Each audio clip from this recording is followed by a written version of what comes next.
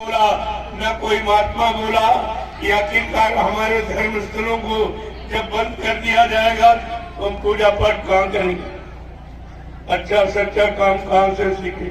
कोई नहीं बोला, सब चुप। इसके साथ साथ तुमको कोरोना काल में 3 महीने के लिए तुमको घर में जेल बना के बंद कर दिया। अपने अपने घरों में बंद रहे, फिर भी तुम्हारी जबान नहीं खुली और तुम्हारे लिए कोई नहीं बोला कि भाई इन्होंने कौन गलती की, कौन गुनाह किया, कौन सा पाप, कौन सा राष्ट्र का नुकसान किया जो इनको घरों में बंद किया जा रहा है। कोई नहीं बोला। फिर तुम्हारे दुकान बंद, तुम्हारा व्यापार बंद, तुम्हारे यातायात के साधन बंद, तुम्हारा कार्यालय, विद्यालय, न्यायालय सब बंद। ये क्या है? ये कोई दवा है? कोई रोग का निवारण है क्या? इससे कोई बीमारी चली जाए? इससे और बीमारी भारी पैदा होगी। भुखमरी और महंगाई ये बीमारी से भी बढ़कर, लेकिन कोई नहीं बोला। ये सबसे बड़ी पहचान है कि अब तुम्हारी कहने वाला कोई नहीं, तुम्हारी चिंता किसी को नहीं। सबको अपनी अपनी, अपने पद की, अपने कुर्सी की और अपने सुख की चिंता, और जनता के सुख और मतलब यानी कोई लाभ की कोई चिंता। ये प्रमाण आपको मिल गया कोरोना काल में, और नफरत आपको और सिखा दी गई। इतना भय पैदा कर दिया कोरोना से कि पत्नी पति को घर में रखना नहीं चाहती। कहा इनको कोरोना हो गया, ये घर के बाहर जाए, न छूना चाहती, न देखना चाहती, न घर में रखना चाहती, न कोई मतलब मदद, कोई सेवा करना चाहती। ये क्या है? ये नफरत, और इतनी नफरत पैदा कर दी कि कोई किसी की मदद करने को तैयार नहीं। जब बाबा जय गुरुदेव जी महाराज ने सन 1980 में कहा कि बच्चा आगे बढ़ा, खराब समय आ रहा, एक दिन ऐसा समय आएगा सबकी दाढ़ी में आग लगेगी, कौन किसकी बुझाएगा, सबको अपनी अपनी पड़ेगी। आज वही आपके सामने हो गया। ये महात्माओं का इशारा कितने पहले होता है, अगर आप उनकी बात मान लो तो मुसीबत, आपत्ति और बीमारियों से दूर हो जाओ। तुम्हारे घर में कोई बीमारी नहीं। बाबा जी ने 80 से आपको समझाना शुरू किया कि कुदरत तुम्हारे से नाराज हो गई। जो तुमने मार काट, हिंसा, चोरी, कत्लेआम, व्यभिचार, कुचार, झूठ, छल, कपट, बेईमानी और धोखाधड़ी, ये जो आपने किया, इससे कुदरत सख्त नाराज है और कुदरत अब कुछ करना चाहती। कुदरत का तुम्हारे हित में नहीं काम होगा। इसलिए अगर कुदरत की मार से आप बचना चाहते हो तो बाबा जी ने क्या कहा कि हमारी प्रार्थना स्वीकार कर लो, आप लोग शाकाहारी हो जाओ, शाकाहारी आप हो जाओ। चलो आप महात्मा धर्मात्मा नहीं बन पाए, सच्चे ईमानदार त्यागी तपस्वी नहीं बन पाए, आप चरित्रवान नहीं बन पाए, तो कम से कम शाकाहारी बन जाओ। इसमें कौन सी आफत? शाकाहारी बनने में आपको लाभ है, नुकसान नहीं है। जो धन आप गंदे खान पान में, गंदी संतोबत में खर्च करते हो, वो धन तुम्हारा बच जाए, तुम्हारे बाल बच्चों के पढ़ाई लिखाई के काम आवे, और तुम्हारे घर मकान बनाने काम आवे, शादी ब्याह में काम आवे। महात्मा सब तरफ से तुम्हारी मदद करना चाहते हैं, लेकिन तुम महात्माओं की बातें नहीं सुनते, बातें नहीं मानते हो। 80 से बाबा जी बराबर आपको जानते, पूरे हिंदुस्तान में घूम घूम कर कोई प्रांत, कोई जिला, तहसील, ब्लॉक, शहर, कस्बा, गली, गांव पूछा छोड़ा नहीं है जहाँ पर उन्होंने जानकारी न दी। हर मोड़ पर, चाहे राजनीतिक मोड़ हो, चाहे धार्मिक मोड़ हो, हर मोड़ पर उन्होंने आपको सलाह दी और सचेत किया और आपको जगाया, लेकिन आपने उनकी एक भी बात नहीं मानी। अगर रामचरितमानस को पढ़ लेते उत्तरकांड को, तो आपको उत्तर मिल जाता तुम्हारे प्रश्नों का। गोस्वामी महाराज ने क्या लिखा? ऐ कलयुग के जीवो, कि साधु गया का फल सा और जरे नगारे अनाथ कर जैसा। साधु संत महात्माओं की आज्ञा का उल्लंघन जो परिवार समाज देश राष्ट्र मुल्क जातियां करेगी वो जल के राख हो जाए। लोगों को कितना खराब समय आ गया। अब इनको भी अच्छी बात नहीं लगी क्योंकि इनको सजा मिलने वाली है ना। कुदरत सजा देने जाने तैयार खड़ी। ये तो एक छोटी बीमारी थी कोरोना, जिससे करोड़ों चले गए झटके में। अब इससे बड़ी बीमारी आने वाली है। उस बीमारी में मदद करने के लिए मैं आपके बीच में प्रसाद लेके आया हूँ। ये प्रसाद हिंदुस्तान में कोई नहीं बांटा, कभी किसी ने नहीं बांटा, क्योंकि तुम्हारी चिंता किसी को नहीं। तुम्हारा कोई हमदर्द, कोई शुभचिंतक, कोई रहनुमा यहाँ नहीं है जो तुम्हारी इस महामारी बीमारी में मदद कर सके।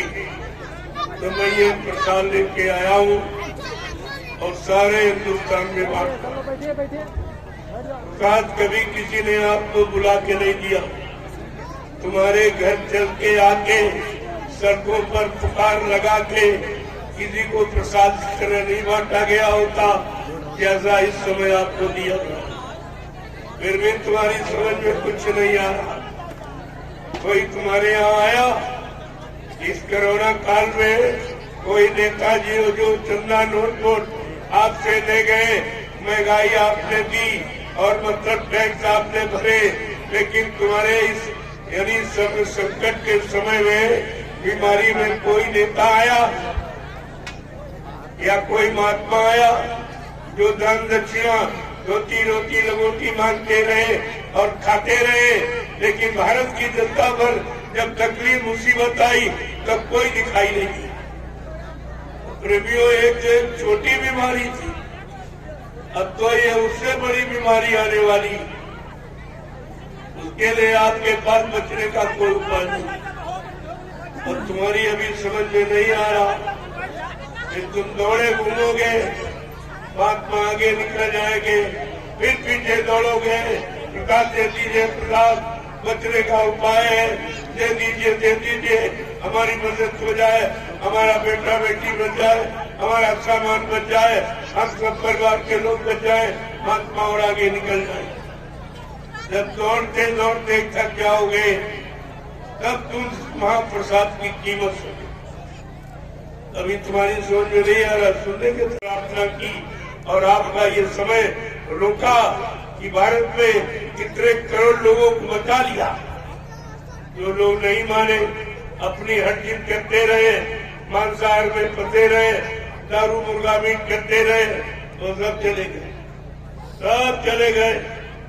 इसलिए आपसे एक बार फिर प्रार्थना कर रहा हूँ, आप अपने बाल बच्चों को बचा लो, अपने आप को बचा लो, अपना परिवार, अपना सामान, ये सब तुम्हारा बच जाए। इसलिए हमारी प्रार्थना आप स्वीकार कर ले कि आप लोग शाकाहारी हो। तुम जन्म से शाकाहारी थी, ये नई बात मैं नहीं बता रहा हूँ। जब बच्चा पैदा होता है, चाहे हिंदू घर में पैदा हो, चाहे मुसलमान में हो, चाहे किसी जाति में पैदा हो, क्या किसी माँ ने पैदा होने के वक्त अपने बेटे को अंडा खिलाया था, मुर्गा खिलाया था, बकरा मछली खिलाई थी या दारू तक गांजा पिलाई थी? हर माँ ने अपने बच्चे को अपना दूध पिलाया। ये दूध शुद्ध शाकाहार और दूध से संबंधित अगर आहार आप करते रहते, सीजनल अनाज, सीजनल दालें, सीजनल सब्जियां, फल फूल मेवे, दूध मक्खन मलाई घी, ये शुद्ध शाकाहार, ये सात्विक आहार, ये मानवीय खुराक, ये इंसानी भोजन है। अगर आप इंसानी भोजन करते रहते, आप सब में इंसानियत बनी रहती, मानवता बनी रहती, पारंपरिक प्रेम प्यार मोहब्बत, सेवा दया सदाचार, परमात्मा की यादगार बनी रहती। आपके मन मस्तिष्क में माँ बहन बेटी बहू की परख पहचान बनी रहती। कितना भारी नुकसान आपने बुलाते और अभी क्या जो आगे होने जा रहा, उसी दुख मुसीबत भारी बीमारियों से बचाने के लिए मैं 88,000 ऋषियों की तपोभूमि नैमिषारण सीतापुर उत्तर प्रदेश से ये जय गुरुदेव आध्यात्मिक जन जागरण शाकाहारी काफिला लेके निकला और पूरे उत्तर प्रदेश से होता बनारस में कार्यक्रम किया, प्रसाद बांटा गया। सुबह यात्रा निकालकर वहां से बराबर मैं रांची पहुंचा झारखंड। वहां एक सप्ताह का आध्यात्मिक सत्संग और रोज प्रसाद वितरण हुआ। यानी कितने लाख आदमी वहां पहुंचा, सबको प्रसाद वितरण किया गया कि आप लोग शाकाहारी बन जाओ, ये प्रसाद ले लो, ये प्रसाद पूरा लाभ करेगा। शाकाहारी बनोगे तो लाभ करेगा। जैसे डॉक्टर वैद्य हकीम कहता जब परहेज करोगे तो मेरी दवा पैदा करेगी, परहेज नहीं करोगे डॉक्टर वैद्य कोई गारंटी नहीं लेता। इसलिए आपको ये परहेज करना है। जो तुम्हारा जन्म सिद्ध अधिकार, जब तुम माँ के पेट से पैदा हुए तो शाकाहारी सदाचारी ब्रह्मचारी बनकर ही आप पैदा हुए। ये 3 गुण लेके आप पैदा हुए थे और 3 में से तुमने पहला गुण खत्म कर दिया कि आप शाकाहारी नहीं रह पाए, तो सदाचारी और ब्रह्मचारी बनने का प्रश्न ही आपको। तो फिर ये कैसे अपने आप की संभाल कर पाओ, कैसे सुरक्षा कर पाओगे? जो तुम ये सोच रहे हो मेरे पास मकान है, बंगला है, फ्लैट है, मेरे पास घर में खाने के लिए रोटी है, सहयोग के लिए मतलब यानी धंधा व्यापार खेती दुकान और दफ्तर नौकरी है, और मतलब सहयोग के लिए पद मंत्री बाल बच्चे भाई बंद बिरादर, ये आपको नहीं मालूम, ये तो कुदरत के झटके में खत्म हो जाए। ये मसाला कुदरत के लिए एक झटके था। बाबा जी ने कितने पहले आपसे कहा कि बच्चा आगे समय बहुत खराब आ रहा, 12-12 कोस तक कोई एक चिराग जलता नजर आएगा, इतनी जनहानि हो जाएगी, इतने मकान खाली पड़े रहेंगे, कोई रहने वाला दिखाई नहीं देगा। आज आप 1-1 इंच जमीन पे झगड़ा करते हो, तुम्हें अपना भविष्य मालूम नहीं है कि आगे क्या होने जा रहा, कुदरत क्या करिश्मा करने जा रही, ये तो किसी के दिल दिमाग में नहीं। ये केवल संत महापुरुष जो त्रिकालदर्शी होते, खुद वर्तमान के जानकार, उनको ये सब मालूम है। वो ऐसे देख रहे, एक ही जगह से बैठकर सब तीनों काल को देख लेते, तभी हमें आपको आगे सचेत करते हैं, बचाने की बात बताते हैं, बचाने की दवा देते हैं। लेकिन आप जब उनकी बात मानो तब तो नहीं मानोगे, तो आपका समय खराब। लेकिन हिंदुस्तान में कोई ये नहीं कर सकता कि हमको किसी ने बताया। हम ये कहने नहीं देंगे मुसलमानों की तरह कि हाय हुसैन हम न हुए, हम आपको ये कहने नहीं देंगे मैं आपके गांव में आया और आकर के आपको ये सब लाभ की चीजें दे रहा और बदले में आपसे कुछ नहीं लेना, आपसे कुछ नहीं देना। ये दरबार देने का है, दरबार में दिया जाता है, दुकानों पर सौदा बगैर पैसे का मिलता नहीं। जो जगह जगह लोगों ने दुकानें लगा रखी धर्म के नाम पर, वहाँ बगैर पैसे के आप कुछ नहीं दे। ये सेवा दो, ये चंदा दो, ये मतलब यानी दो, सामान दो, सम्मान दो, लेकिन कोई ये नहीं कहेगा ये लो ये लो ये लो, ये कहने वाला कोई नहीं है। आज ये दरबार आपके सामने क्यों लगाया?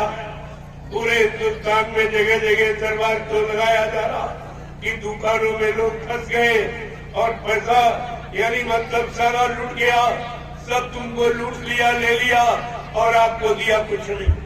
मुसीबत और आ गई, बीमारियां और आ गई, परेशानियां और आ गई, दुख तकलीफें और आ गए, लड़ाई झगड़े और आ गए, दैवी प्रकोप, दुर्घटनाएं, अकाल मौतें और होने लगी। ये तो सब बढ़ गया।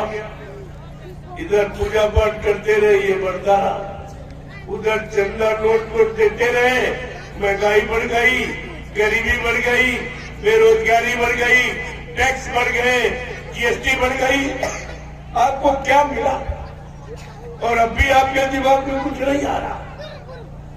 न राजनीति से कुछ मिला, न धर्मनीति से कुछ मिला। ये दोनों व्यर्थ। यानी नेता राजनीति का भाषण करते रहे, महात्मा धर्मनीति का प्रवचन करते रहे और मिला मिलाया कुछ नहीं है, कुछ नहीं मिला। ये 70 साल की आजादी ये सब प्रमाण दे रही है कि 70 साल से आपने कितने चुनाव किए। चुनाव पर चुनाव पर चुनाव, सारा देश चुन गया, कुछ नहीं बचा। और तुमने जिनको चुना उन्होंने तुम्हारे काम का, तुम्हारे लाभ का, तुम्हारे फायदे का कोई योजना नहीं बनाई, कोई नाम चुना इन्होंने। कोई काम बनाया आपका? कोई काम हुआ आपका? ये 70 साल की आजादी ये बर्बादी में निकल गई और अब भी तुमको होश नहीं आ रहा। तुम्हारी पढ़ाई लिखाई, तुम्हारी बुद्धिमानी, तुम्हारा डीएम, एसपी, एसएसपी ये बनने का मतलब क्या हुआ? न तुम अपने लिए कुछ कर पाए, न समाज देश के लिए कुछ दे पाया। तो तुम्हारी डिग्री किस काम की? न अपने को सुख मिला, न देश समाज को सुख शांति आप दे पाए। कम से कम कुछ तो विचार करो। यही जब आप इसी तरह सो गए थे तो इसी भारत हिंदुस्तान पर मुसलमानों ने 350 वर्ष राज किया।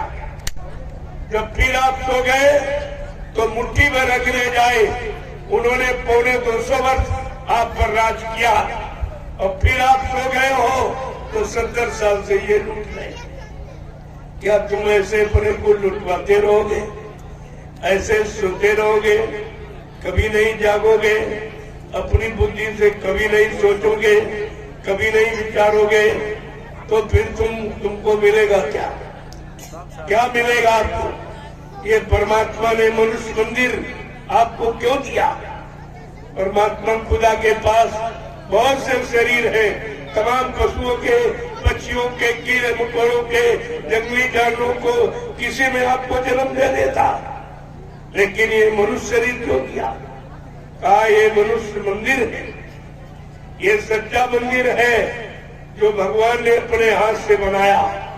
चिति जग पावक कंगन समीरा, पंच तत्व रचित शरीरा, जल पृथ्वी अग्नि वायु आकाश 5 मसालों को मिलाकर विचित्र कारीगरी से भगवान ने ये मनुष्य मंदिर बना के तैयार किया और अपनी चेतन मूर्ति जीवात्मा को इसी के अंदर बैठा दिया।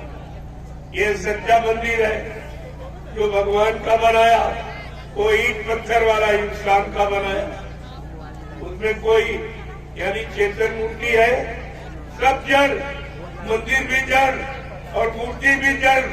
ये बताओ जड़ तुम्हारा काम करेगी कि चेतन करेगी? जिंदा करेगा कि मुर्दा करेगा? इतनी भी जानकारी आप नहीं ले पाए हो तो फिर तुम्हारी बुद्धि और पढ़ाई लिखाई किस काम की? ये सब आपको सोचना चाहिए। तो भगवान अपने बारे में रहेगा कि तुम्हारे बारे में? तुम्हारे ईट पत्थर बारे में कभी आया? कभी किसी को मिला है?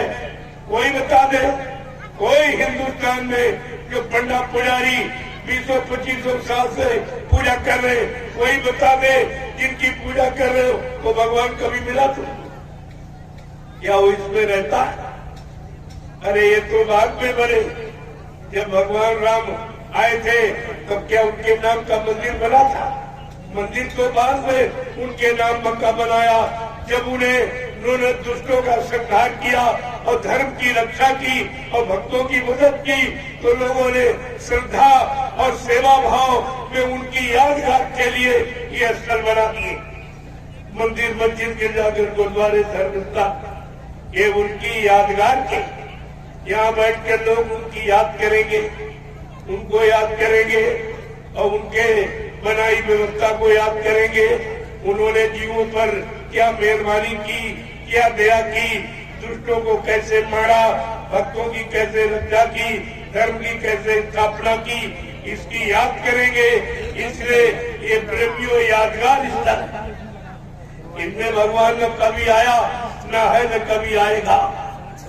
धर्मशास्त्रों ने भी आपको बताया, आपने धर्मशास्त्रों की बात नहीं मानी।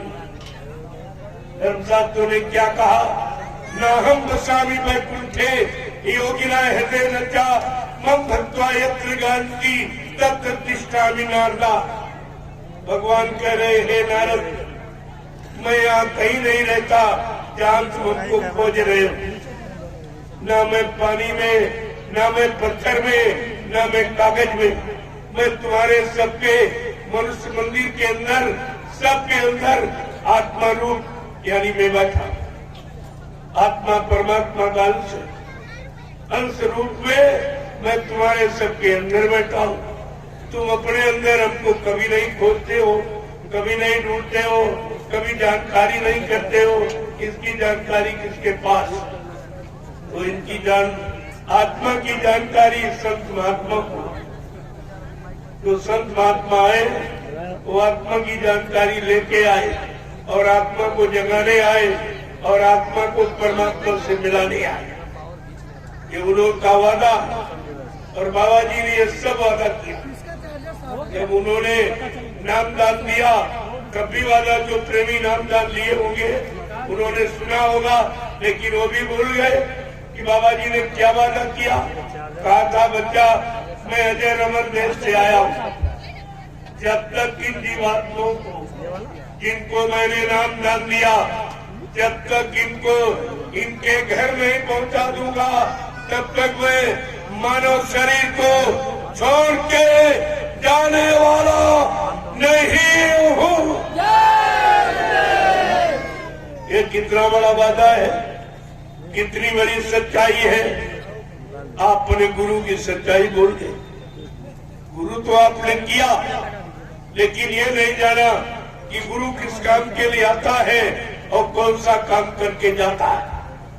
गोस्वामी जी महाराज ने बड़े साफ साफ शब्दों में गुरु की पहचान लिखी। गु माने अंधकार, रू माने प्रकाश। जो अंधकार से प्रकाश की तरफ, अधर्म से धर्म की तरफ, झूठ से सत्य की तरफ, पाप से पुण्य की तरफ, दानवता से मानवता की तरफ हम सब जीवों को ला करके खड़ा करते। प्रेमियों, उसको वृत्तलोक मंडल के गुरु में। गुरु कोई दाढ़ी वाल का नाम नहीं, गुरु कोई लाल पीले सफेद कपड़े पहनने वाले का नाम नहीं, गुरु कोई जात बिरादरी का नाम नहीं, गुरु कोई जमीन जायदाद कहने वाले का नाम नहीं, गुरु कोई चेला बनाना और चेले से रुपया पैसा और दान दक्षिणा सामान लूटना, ये गुरु का काम नहीं है। गोस्वामी जी महाराज ने रामचरितमानस में इसीलिए गुरु का परिचय दिया कि कोई गुरु के विषय में भूल भ्रम संदेह में न बना रहे कि गुरु का काम क्या है। बड़े साफ शब्द में कहा कि हर आशीष धन शोक नाराई और सो गुरु घो रे नरक महापरई। कहते अगर कोई चेला बना रहा हो, चेले 100 रुपए पैसे दान दक्षिणा रोटी रोटी मांग रहा हो, लूट रहा हो, कहा वो रौरो घोर नरक में जाएगा। ऐसा गुरु रौरो घोर नरक में जाएगा। गुरु का काम क्या है? दान दक्षिणा रोटी रोटी लेना नहीं, गुरु का काम दुख दूर करना। और सबसे बड़ा दुख मानव जीवन का क्या, वो भी गोस्वामी महाराज लिखा रामचरितमानस में, जन्मत मरत विषय दुख हुई। जन्मत मरत असह दुख हुई। जन्म मरण की असहनीय पीड़ा है। जो जन्म न जन्म होने दे न मृत्यु में जाने दे, यानी जन्म मरण से छुटकारा दिला के आवागमन से रहित करा दे, काल माया के देश में कर्मों के जाल से निकाल करके जीव को घर पहुंचा दे। प्रेमियों, उसको गुरु कहते। ये गुरु का काम है, ये गुरु की परिभाषा। अगर आप रामचरितमानस पढ़ लेते तो कोई नकली गुरु बनकर, दाढ़ी बाल बढ़ाकर, गुरु का कपड़ा पहनकर तुम्हें कभी धोखा नहीं दे सकता। अगर आपने ये जानकारी ले ली होती, इसीलिए 550 वर्ष पहले से रामचरितमानस आपको बराबर संकेत कर रही, जगा रही, चिता रही, हर की जानकारी दे रही, लेकिन ना आपने रामचरितमानस की मानी, न इनकी मानी। इसलिए आपका भविष्य अंधकार में खड़ा। अब अंधकार में खड़ा है, कोई उजाले में लाने वाला। तुमको महामारी बीमारियों से बचाने वाला है कोई? अब तो डॉक्टर में हकीम सब फेल, न दवा काम कर रही। ये कोरोना काल में आपको दिखा दिया गया कि प्रकृति जब नाराज हो जाएगी तो फिर कोई बचा नहीं सकता, किसी की ताकत नहीं। और तुम्हारा चाइना, रोज सुनते होंगे घोर मांसाहारी मुल्क है जहाँ 5000 यानी मतलब जाने रोज जा रही, रोज खत्म हो रही, लेकिन अभी विचार नहीं किया। घोर मांसाहारी मुल्क है, मांस के सिवा कोई भोजन नहीं। देख लीजिए कुदरत ने क्या किया। ये बाबा जी ने बहुत पहले कहा था कि आगे ऐसी स्थिति परिस्थिति बनी जा रही है, बड़ी बड़ी बीमारियां होंगी, एक की दवा 100 में न मिलेगी, लाशें सड़े पड़ेगी, उठाने वाले मिले न यार, जमाना बदलेगा। ऐसा नहीं, संत महापुरुष जो कहते हैं वो तुम्हारे सामने होके गुजरता। उनके बारे में पहले लिख के बता दिया गया, संत वचन पलटत रही, पलट जात ब्रह्मांड। चाहे ब्रह्म अपनी ब्रह्मांड की रचना में तब्दीली बदलाव क्यों न कर दे, लेकिन संत जो कहेंगे वो करके दिखाएंगे। संतों की जवान दस्तावेज होती, जिसको आप यूनिवर्सल ट्रुथ यानी एकांत सत्य कहते हो, कोई नहीं कहता। ये सब आपको सोचना चाहिए, ये सब पढ़ना चाहिए, जानकारी करना चाहिए। इसीलिए गोस्वामी महाराज ने 550 पहले रामचरितमानस के लिखकर और हर हिंदू के घर में रखवा दी कि इसकी जानकारी लेते रहना। मैंने तुम्हारे बचने का पूरा उपाय और पूरा समाधान और पूरी औषधि जड़ी सब लिख कर रख दी, लेकिन ये जानकारी किसी संत महापुरुष के पास होगी। जब कलयुग में संत आएंगे, उनसे संपर्क करना, उनसे मिल लेना, वो तुम्हारे हित के लिए आएंगे। क्यों? परमार्थ के कारण साधु धरा शरीर। जो परमार समाज, देश हित, धर्म हित, समाज हित आते हैं, तुम उनकी बात को समझ लेना। साधु से होए न कारजहानी, साधु संत महात्माओं से तुम्हारे काम की कभी हानि नहीं हो। वो हानि करने नहीं आते, वो आपको लाभ देने आते, और एक तरह से नहीं, चाहे भौतिक हो, चाहे आध्यात्मिक हो, चाहे नूरानी हो, चाहे जिस्मानी हो, चाहे अंतर्मुखी हो, चाहे बाहरमुखी हो, चाहे लौकिक हो, चाहे पारलौकिक, ये दोनों तरफ का लाभ लेके आते और दोनों तरफ का लाभ आपको देते, और बदले में आपसे कुछ नहीं लेते, कुछ नहीं लेते। ये उनका काम लेने का नहीं है, क्योंकि वो भिखारी नहीं होते। भिखारी लेता है, भिखारी मांगता है, और तुम्हारे यहाँ सब भिखारी। नेताओं को देखो, चंदा मांग रहे, नोट मांग रहे, वोट मांग रहे, महंगाई मांग रहे, टैक्स मांग रहे, ये तो भिखारी सब है। इन भिखारियों से आप चाहते हो कुछ मिलेगा? अरे भिखारियों के पास होता तो तुमसे क्यों मांगते? तुम इतनी नहीं पहचान कर पाए कि भिखारी कौन होता और दाता कौन होता। देने वाला दाता और लेने वाला भिखारी होता। आज तक आपने भिखारियों को पहचान नहीं पाया, और इन्हीं भिखारियों के पीछे चलते चलते तुम्हारा सारा जीवन निकल गया, और 14 पंचवर्षीय योजनाएं ये भिखारियों के हाथ में आपने सौंप के और सारी व्यवस्था अस्त कर, कुछ नहीं बचा तुम्हारे पास, कुछ नहीं बचा। सब लूट करके विदेशी बैंक में भर, लेकिन कोई कहने वाला नहीं है। संत महात्माओं के सिवा ये सच्चाई कोई नहीं कहेगा, क्योंकि सबका जमा कहे कोई। चोर चोर मुंह से थे भाई, वो एक दूसरे की और सब निंदा करेंगे। चुनाव के पीरियड में देखो आप, उसकी बुराई कर रहा, उसकी बुराई कर रहा, लेकिन ये नहीं बताएगा इनका कितना जमा किस बैंक में, किस विदेश की बैंक में इनका, किस विदेशी बैंक में इनका, ये बात नहीं, ये कोई नहीं, क्योंकि सबका जमा। ये तो केवल महात्मा बता रहे हैं कि तुम्हारा इतना पैसा जमा। अगर नेपाल की बैंक का, जो हिंदुस्तान के लोगों ने नेपाल की बैंक में जनता का पैसा जो लूट करके जमा कर दिया, अगर वो पैसा निकाल लिया जाए तो हिंदुस्तान की गरीबी खत्म हो जाएगी। प्रेमियों, गरीबी खत्म हो जाएगी। अभी जापान, स्विट्जरलैंड और अमेरिका और रूस, जर्मन और इटली की बात मैं भी नहीं कह रहा हूं कि कितना कितना जमा। एक छोटा सा देश नेपाल, आपका पड़ोसी, उसमें भारत के लोगों का इतना, लेकिन कोई कहने वाला नहीं। अभी बीच में आवाज लगाई थी कि विदेशी धन आएगा आएगा, तो जब वो उस समय कह रहा था उसका जमा नहीं था, जब उसका जमा हो गया तो उसने भी मुंह बंद कर दिया। अब कोई चर्चा नहीं कर रहा, अब तो कोई नाम ही नहीं ले रहा कि विदेशी बैंकों में भारत का कितना धन, क्योंकि भारत सोने की चिड़िया। ये गलत नहीं है, ये सत्य है।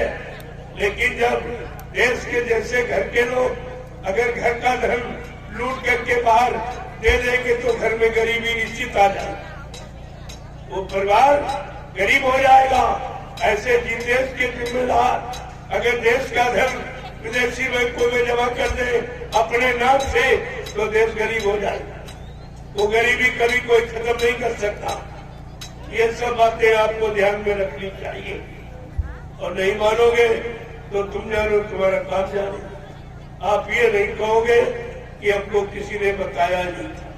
हिंदुस्तान में कोई ऐसा नहीं था जो हमारे हित की बात बताता, हमारे लाभ की बात बताता, हमारे फायदे की बात बताता, हमारी बीमारी महामारी रोकने की कोई दवा, कोई औषधि, कोई महाप्रसाद लेके आता, ऐसा आप बात पूछो। कोई आपके पास आया आज तक? आपके गांव में कोई आया तुम्हारी मुसीबत आपत्ति को देख? चाहे कोई नेता हो, चाहे कोई महात्मा, कोई नहीं आया, कोई नहीं आया। क्यों? इनके पास तुम्हारी समस्याओं का निदान नहीं, तुम्हारी समस्याओं का समाधान इनके पास नहीं। इनके पास अपनी समस्याओं का समाधान, अपनी खुशी का समाधान, अपने पद का समाधान, अपने सुख का, अपनी शांति का, अपने ऐशो आराम, अपने भोग विलास जीवन का केवल चिंता। बाकी भारत की जनता किसी को चिंता, कोई चिंता नहीं। इसीलिए तुम्हारे हित का कोई काम किया ही नहीं, आज तक कोई काम नहीं किया। तो मैं आपको एक बात जागरूक कर लिया कि अगर जाग जाओ तो अच्छी बात है।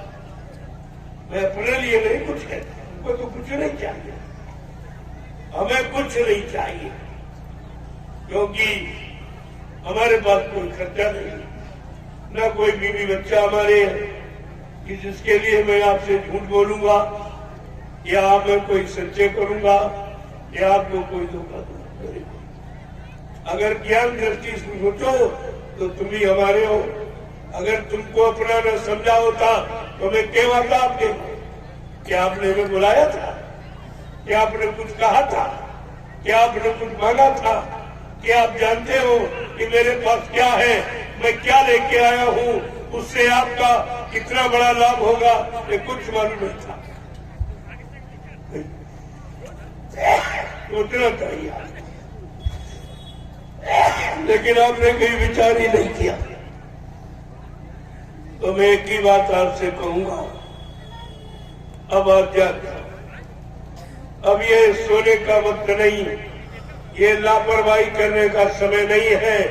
मैं आगे बहुत खराब समय है, जिसका मैं कौन सा वर्णन आपके सामने करूं, कितना खराब।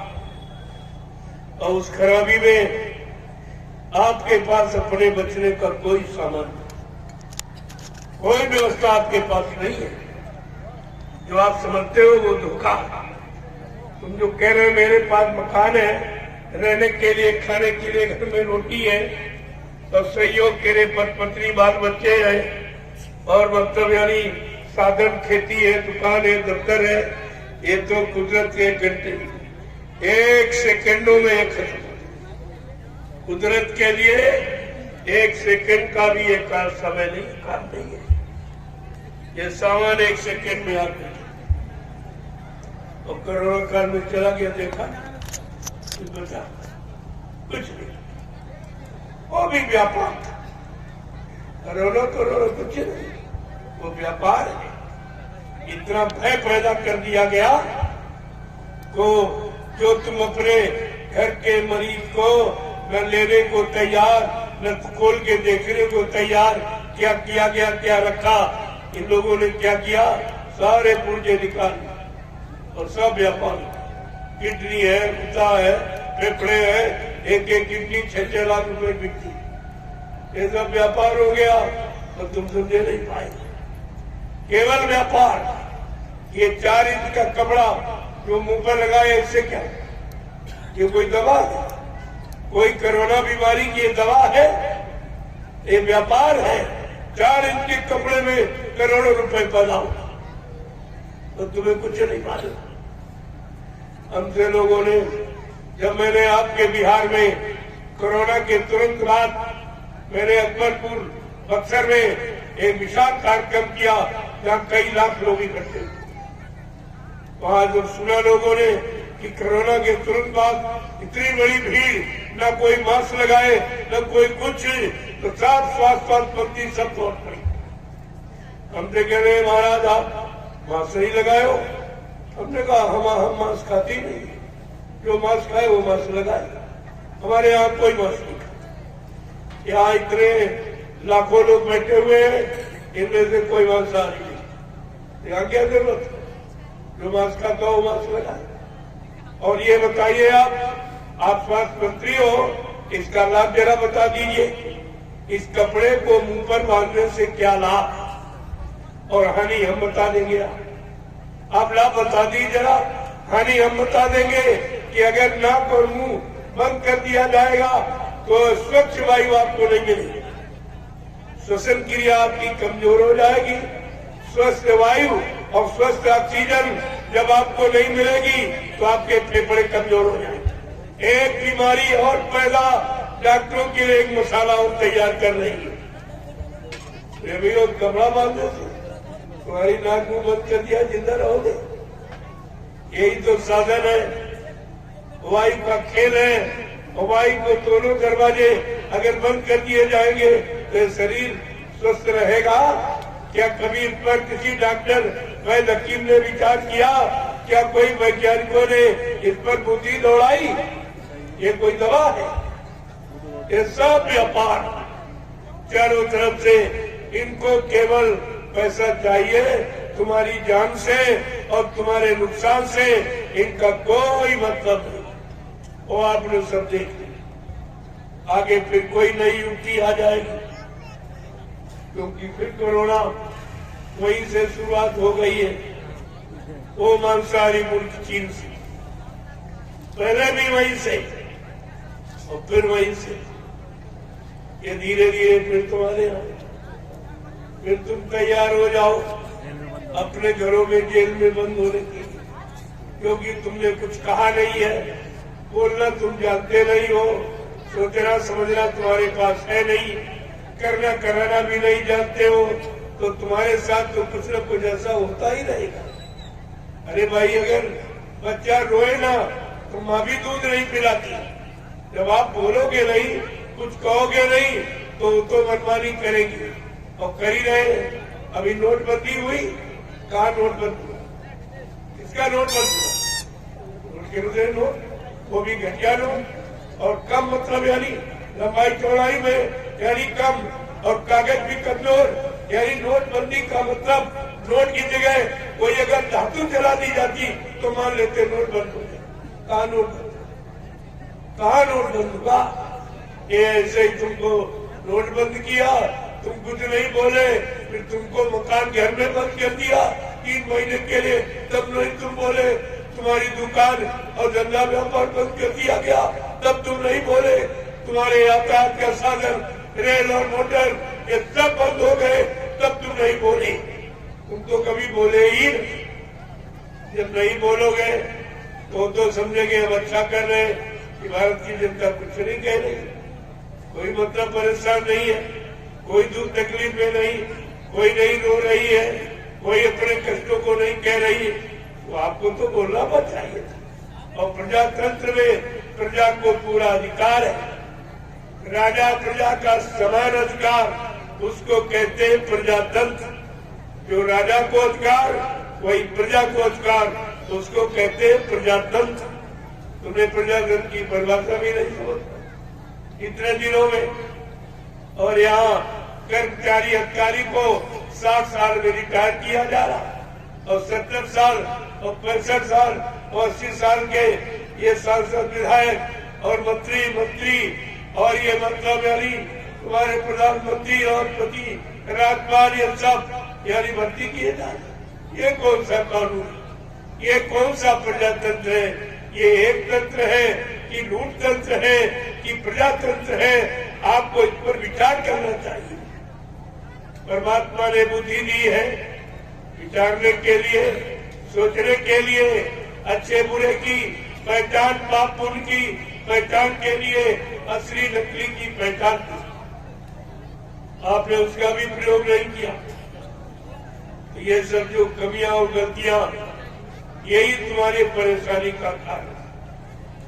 मैं आपसे एक ही प्रार्थना करूंगा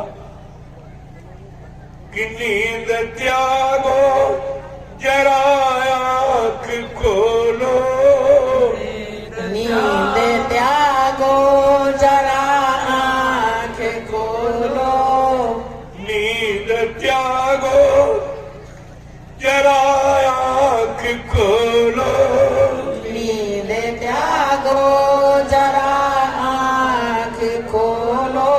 कब तलक यूं ही सोते रहोगे, कब तलक यूं ही सोते रहोगे।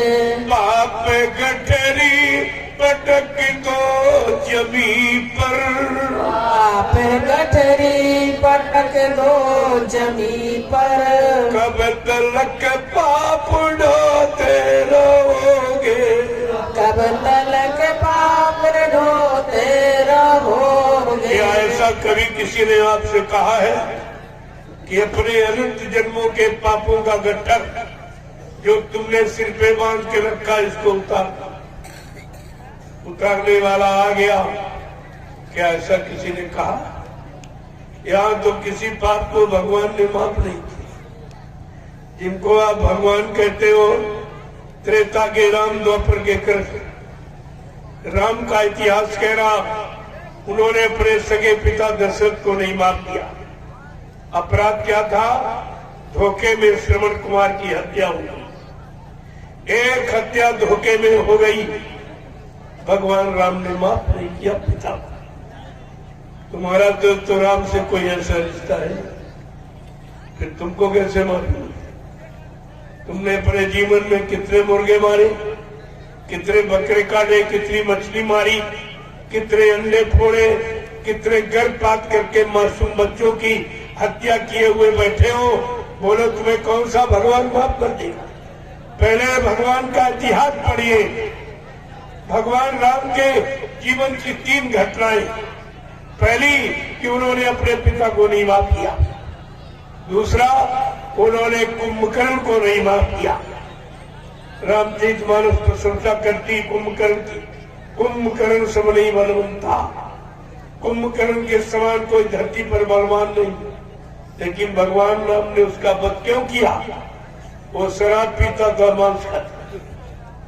ये 2 कामों के कारण। वो शराब पीता था, मांस खाता था, इसलिए भगवान राम ने कुंभकर्ण का वध किया। क्या आप कुंभकर्ण के वध को भूल गए हो? क्या राम के इस क्रोध को आप भूल गए हो कि राम ने इस पर क्रोध क्यों किया? कि उसका खान पान खराब था। अगर भगवान राम का कानून आग लगा दिया जाए तो परिवार समाज पे रहने वाले तुम कितने लोग बचोगे? तुम सब शराबी कौम ही हो गए। तुमने इस इतिहास पर बिल्कुल ध्यान नहीं दिया। कुंभकर्ण के पद पर जरा सा भी आपने ध्यान नहीं दिया कि भगवान राम ने इसका वध किस कारण किया। वो काम कम से कम हमें आपको नहीं करना चाहिए। बात तो ये है। तीसरी घटना है बाली का वध। सुग्रीव को मित्र बना करके फिर बाली को संहारा क्यों? एक भाई को मित्र बनाया, एक का वध कर दिया। कहा ऐसे नहीं, उन्होंने कानून बनाया, बगैर कानून धारा के सजा नहीं सुनाई जाती। तो भगवान राम ने कौन से कानून बनाए कि आपने भगवान राम के कानून पढ़े? रामचरितमानस में सब लिखा, सब कुछ। रामचरितमानस कानून का, सिद्धांतों का, नीतियों का ग्रंथ है। आपको ये सब जानकारी लेनी चाहिए कि भगवान राम ने कौन सा कानून बनाया कि अनुज मधु भगनी सुत नारी और सुन सटये एक कन्या सब चारी। कितना साफ है। अनुज मधु भगनी सुत नारी सुन सटिये कन्या सब चारी। इन्हें कुदरा पिलो के जोई और ताये बधे कछु पाप न होई। भगवान राम का कानून क्या कहता? अनुज बधु, अनुज माने छोटे भाई की स्त्री, बधु माने स्त्री। छोटे भाई की स्त्री बहू के समान मानी जाती और बहन, बहन के लड़के की स्त्री भी बहू के समान मानी जाती। और कुंवारी कन्या, ये चारों निजी कन्या के समान भगवान राम का कानून कहता। उनको कोई अगर बुरी नजर से देखे या गंदी आदत से इनके चरित्र को खराब करने की कोशिश करे, ऐसे इंसान का अगर वध कर दिया जाए तो कोई पाप नहीं। ये भगवान राम का कानून। क्या आप इस कानून में बच सकते हो? तुम्हारी तो नारी समाज पर दृष्टि पड़ते ही गंदी हो जाती। आप कैसे बचोगे अपने आप? कैसे बचाओगे? बचने का कोई रास्ता। भगवान राम ने इतना ही नहीं और कानून बनाया कि जननी समो जानव पर नारी और धन पराय विष से भीष भारी। कहते पराई स्त्री को मां के समान जानो, पराया धन जहर का जहर मानो। ये दोनों काम तुम्हारे बस के नहीं। तुम्हारी आंख सुबह खुलती है, शाम को बंद होती है। दिन भर ये सोचते किसको ठगना है, किसको लूटना है, किससे झूठ बोलना है, किसको धोखा देना है, किसकी बेईमानी करनी, किसकी चोरी करनी, किसकी डकैती, किसका कत्ल करना, किसका अपहरण करना। तुम्हारी तो ये आप कैसे बचो? भगवान राम के अनुसार तो बचने के कोई लक्षण नहीं है, लेकिन क्यों संत महापुरुष आए वो बचाने के लिए। अगर राम पर जैसी शक्ति होती तो तब मार काट के खलिहान करते। लेकिन ये संत दयाल देश से आए, ये आप पर दया करने आए, आपको माफी देने आए, आपकी जीवात्मा जगाने आए, परमात्मा से मिलाने आए, आप पाप कर्मों में आपको क्षमा करने आए। ये उनका काम। अगर इनकी बात हम नहीं मान पाए तो फिर किसकी बात? फिर तो तुम्हारा ये कोई रक्षक है ही नहीं। कोई रक्षक, कोई तुम्हारा रक्षक नहीं। इसलिए समझा के कहा कि ऐसी स्वार्थ में दुनिया बगैर स्वार्थ के कोई कदम नहीं देगा, बगैर स्वार्थ के आपको कोई काम नहीं करेगा। महापुरुषों ने इशारा करके आपको संकेत दिया है कि इस युग की बदलती दुनिया में, इस युग की बदलती दुनिया में इंसान तुम्हारा क्या होगा?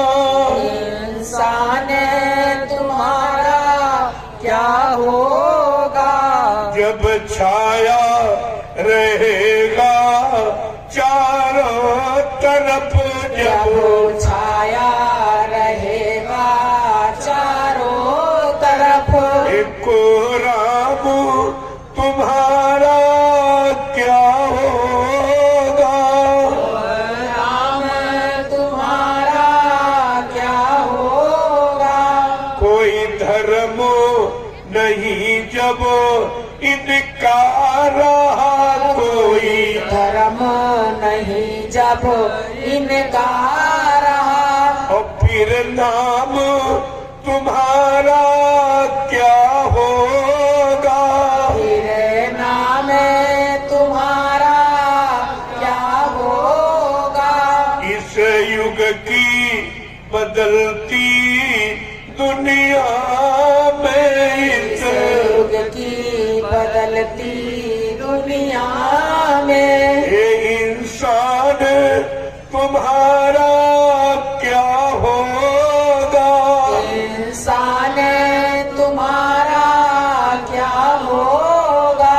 कोई राम रहीम न मानेगा, कोई राम रहीम न मानेगा। हे भगवान तुम्हारा क्या होगा। भगवान तुम्हारा क्या होगा। जब रक्षक भाक्षक बन जाएंगे, रक्षक भाक्षक बन जाएंगे।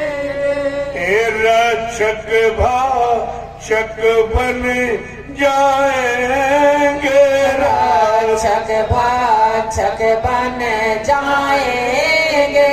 ये धन धाम तुम्हारा क्या होगा। धन धाम तुम्हारा क्या होगा। इस युग की बदलती दुनिया में, इस युग की बदलती दुनिया में, ये इंसान तुम्हारा क्या होगा। इंसान तुम्हारा क्या होगा। पूरे जी का बाजार कर्म, पूरे जी का बाजार गरम। खोरे जी प्रेमियों उर्दू शब्द, खोरे जी मारे मार काट हिंसा चोरी कत्लेआम, इसे गोली जी कहते। आज इसी का बाजार गर्म है। फिर तुम्हारा आराम कहाँ मिलेगा, कहाँ विश्राम आराम आपको मिलेगी।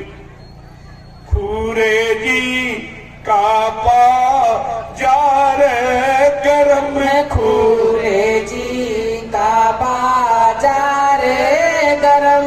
आराम तुम्हारा क्या होगा। आराम तुम्हारा क्या होगा।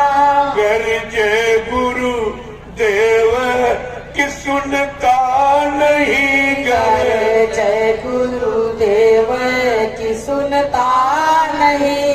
गरजे गुरु देव की सुनता नहीं, जय गुरुदेव की सुनता नहीं। ये पैगाम तुम्हारा क्या होगा। पैगाम तुम्हारा क्या होगा।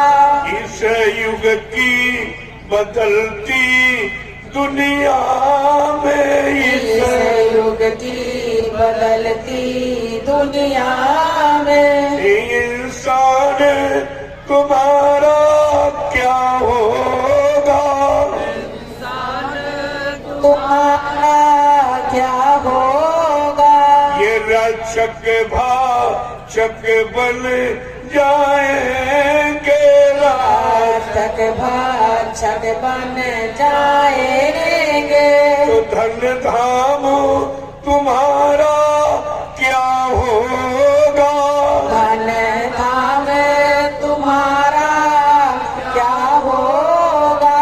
जय गुरुदेव। जय गुरुदेव। ऐसा समय आ जाएगा तो तुम्हारी रक्षा हिफाजत करने वाला कौन दिखाई दे। अभी एक प्रमाण कोरोना काल में आपको एक कुदरत का छोटा सा चुटकुला था जिसमें सब परेशान, किसी के पास कोई समाधान नहीं था, न राजा के पास, न रैयत के पास, न कर्मचारी अधिकारी के पास, न डॉक्टर वैद्य हकीमों के पास, सब हार गए थे।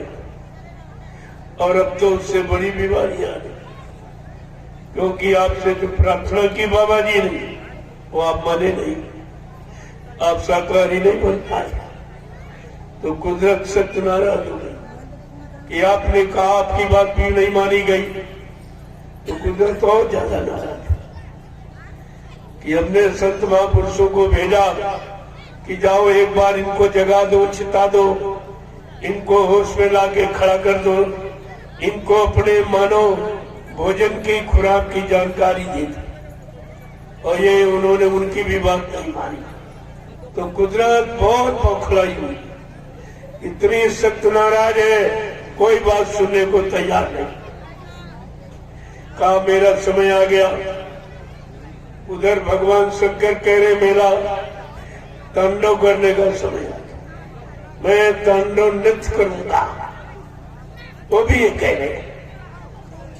संत महापुरुष इन सब की आवाज सुनते हैं, उनकी जीवात्मा का दिव्य कान खुला होता, वो जितने मंडल ऊपर है सब मंडलाधीशों की आवाज को सुनते हैं, कौन क्या कह रहा है।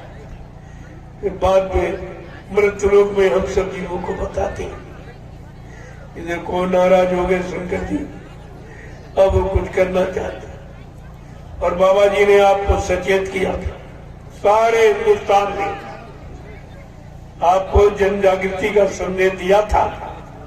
क्या कहा था कि जागो जागो दुनिया वालों कि सतयुग आने वाला है, और डम डम डम डम ये महादेव का डमरू बजने वाला है। महाशक्तियां दुनिया भर की ये मिट्टी में मिल जाएगी, और क्रूर अधर्मी ये मानव की तब अकल ठिकाने आएगी। ऐसा भीषण बम भोले का ये तांडव होने वाला है। और जागो जागो ये दुनिया वालों, और सतयुग आने वाला है। मानव की क्या पेश चलेगी, ये अंबर तक फट जाएगा, और इस धरती का ये सारा आंगन और लाशों से पट जाएगा। क्रूर अधर्मी मानव की तब अकल ठिकाने आएगी, और ऐसा भीषण बम भोले का और तांडव होने वाला है। जागो जागो दुनिया वालों, और सतयुग आने वाला है। जय गुरुदेव, जय गुरुदेव। ये सब जानकारी आपको दी। बाबा जी ने कोई जानकारी आपके लाभ की कोई युक्ति छोड़ी नहीं, क्योंकि महात्मा आपके हित के लिए आए, वो आपके नुकसान के लिए नहीं आए। लेकिन आपने उनकी भी बात नहीं मानी। न मानने का परिणाम विनाश, अच्छी सच्ची बात न मानने का परिणाम विनाश होता है। ये विनाश का समय आ गया। जब जैसी हो तबियता तब तैसी मति होए, काल रे की लेख को मेट सके नहीं। विनाश काले विपरीत बुद्धि, जब जिनका विनाश होने को होता है उनकी बुद्धि विपरीत दिशा में काम करती। कितनी अच्छी सच्ची बात उनके लाभ फायदे की बताओ, लेकिन उनके समझ में नहीं आती। क्यों? उनका पाप का घड़ा भर गया और वो फूटने वाला है। इसलिए अच्छी बात उनकी समझ में नहीं आती। आ जाए तो बच जाएंगे, लेकिन आएगी कैसे? आपने वो काम किया है कि महात्माओं के समझाने पर भी नहीं माने और बराबर कितने जीवों की हिंसा हो रही। ये धरती माँ की गोदी में पलने वाले जीव, ये जितने जीव जंतु, ये सब धरती माँ की गोदी में पलने वाले। जैसे माँ की गोदी में एक मासूम बच्चा पलता है, अगर माँ की गोदी से मासूम बच्चे को छीनकर मार दो, काट दो, फेंक दो, तो माँ के दिल पर क्या गुजरेगी? कभी सोचा आपने? ये है धरती माँ और इसकी गोदी में ये पलने वाले जीव हैं, जो पशु हैं, पक्षी हैं, कीड़े मकोड़े, जंगली जानवर, आदमी, इंसान, ये सब धरती माँ की गोदी में पलने वाली। अगर इनको कोई सताएगा, मारेगा, काटेगा, तो ये धरती माँ खुश होगी कि नाराज? अरे विचार करो, अगर धरती माँ नाराज हो गई और कहीं उसने करवट ले ली तो ये सब रसातल में चला जाएगा, कुछ नहीं बचेगा। इसलिए आप समय की बात को समझिए। बैठ जाइए, आप ज्यादा समय नहीं होगा। मैं खुद दिन भर थका हूँ, आपने देखा दिन भर थका, तुरंत आके बोलने लगा। मैंने कोई आराम नहीं देखी कि चलो संदेश न छूट जाए, आपको मिल जाए, अच्छा रहेगा, लेकिन तुम्हारी समझ में भी कुछ नहीं आ रहा। जब आगे वो आ जाएगा तो समझ में सब आ जाएगा, सबकी अकल ठिकाने हो जाएगी। तुम समझाने से मानने वाले नहीं हो, तुम कुदरत की मार से मानने वाले। जय गुरुदेव, जय गुरुदेव, जय गुरुदेव। नाम किसका? जय गुरुदेव। नाम किसका? प्रभु का प्यारा नाम। आप लोग खड़े हो जाओ, खड़े हो जाओ आप लोग। जय गुरुदेव, जय गुरुदेव, जय गुरुदेव, जय गुरुदेव। नाम किसका? प्रभु का। जय गुरुदेव। नाम किसका? प्रभु का। प्रभु का प्यारा नाम। जोर से बोलो, सब मिल बोलो, मानना होगा। अभी से बोलो,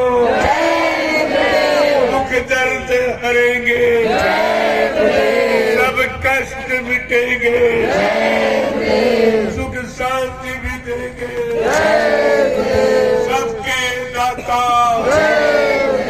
सबके मालिक, प्रेम से बोले। ये नाम नहीं इंसान का, ये काम नहीं इंसान का, ये काम है प्रभु का। प्रभु तुम्हारे बचाव का, तुम्हारी सुरक्षा हिफाजत का काम इंसान के बस का नहीं था। वो तो आपने देख लिया कोरोना काल में, और 70 साल की आजादी नेताओं को देख लिया। महात्माओं के प्रवचन को सुन के कथा वार्ता सुन, कोई काम नहीं, और दिन पर दिन परेशानियां बढ़ती चली जा रही। ये परेशानी प्रेमियों भजन से जाएगी, पूजा से नहीं जाएगी। गोस्वामी महाराज ने रामचंद्र महाराज के उत्तरकांड में लिखा है कि ऐसे बिन हरि ई भजन कगेसा और मिट्टी है न जीवन के कलेसा। कि मानव जीवन में आने वाले जितने भी कष्ट, सारे कष्टों का समाधान प्रभु के भजन से। देखो भजन कितना सरल, कुछ नहीं, न कोई मंदिर बनाना, न कोई मूर्ति लगाना, न अगरबत्ती जलाना, पुष्प न पेड़े बता से चढ़ाना कुछ, बना बनाए मनुष्य मंदिर परमात्मा ने आपको इसी में अपनी चेतन मूर्ति जीवात्मा को अंदर बैठा दिया। अब आपको करना क्या है, वो संत महात्माओं से सीख ले लो, आपको नाम की कमाई करो। क्योंकि कलयुग में कोई पूजा पाठ नहीं है, कलयुग केवल नाम आधारा, सुमिर सुमिंदर उतरे पारा। कलयुग में केवल नाम का आधार है, और उसका जब सुमिरन करोगे, सुमिर यानी जब सुमिरन करोगे, याद करोगे, उनको भजोगे, तब आपका कष्ट दूर हो जाएगा। ये बात आपको ध्यान में रखनी चाहिए। अब आप लाइन से खड़े हो जाओ, ये महाप्रसाद ले लीजिए, तुम्हारे बचाव का जो। देखो, मैं तो कुछ किसी से मांगता नहीं, लेकिन हम ये प्रेमी मांगते नहीं, कहते नहीं कि हम आपके साथ नहीं चल पाएंगे इस प्रचार में, क्योंकि हम बाल बच्चों को छोड़ के कैसे चले, या अपने खेती दुकान दफ्तर बिजली व्यापार मजदूरी को कैसे बंद करें। तो ये कह रहे कि हमारा कुछ ले लीजिए, हमारी गाड़ी कमाई का कुछ हिस्सा। वैसे दशांश गुरु का होता है, 100 रुपए आप कमाते हो तो 10 गुरु की होती है। अगर वो दशांश आप खर्च करते रहो तो तुम्हारे घर में कोई बीमारी नहीं, कोई परेशानी, कोई कष्ट, कोई तकलीफ मुसीबत आपको नहीं आती। लेकिन आप वो करते नहीं हो, तो वो गुरु का धन आप खर्च नहीं कर सकते। खर्च करोगे तो आपको फल फूलेगा नहीं, कोई आपको लाभ तो मिलेगा नहीं। तो कम से कम उसी दशांश से ही अपना काम बना लो, वो दशांश दे करके, और ये लाभ आप प्रचार कर ले लीजिए। क्योंकि जो प्रेमियों ने हमको, मैंने तो मांगा नहीं, इन्होंने अपनी सेवा और श्रद्धा भाव में जो दिया, उसको मैंने नैमिषारण्य में लगा दिया। आपके लिए बैठने की जमीन, बैठने का साधन, ये अभी रत्ना व्याली 2 साल के अंदर ये सब व्यवस्था हो। 2 आश्रमों का निर्माण हो गया। एक जय गुरुदेव आध्यात्मिक आश्रम गुरुद्वारा नैमिषारण्य सीतापुर उत्तर प्रदेश, और दूसरा जय गुरुदेव आध्यात्मिक ज्ञानाश्रम मिश्रिक सीतापुर उत्तर। ये 2 आश्रमों का निर्माण हो गया। जो आपने 1 रुपया, 2 रुपया, 10, 20, 50, 100 जो भी आपने दिया, क्योंकि मेरे पास तो कोई खर्चा नहीं, मैं तो कोई फल फूल मेवा खाता नहीं, कोई दूध मैं पीता नहीं है, मेरा ये भोजन ही नहीं है। मैं जो भोजन करता हूँ आप करोगे नहीं, उबली दाल, उबली सब्जी, 1 रोटी दोपहर, 1 शाम, बोर्ड खींच ले जाओ, बस 2 रोटी का खर्चा। तो 2 रोटी तुम्हारे गरीब के घर में मिल जाए, फिर आपका पैसा और सामान लेकिन क्या करें। लेकिन आप कहते हो हमारा लगा दीजिए, हम जा नहीं पाएंगे, हम चल नहीं पाएंगे, हम बाल बच्चों को छोड़कर कैसे चले।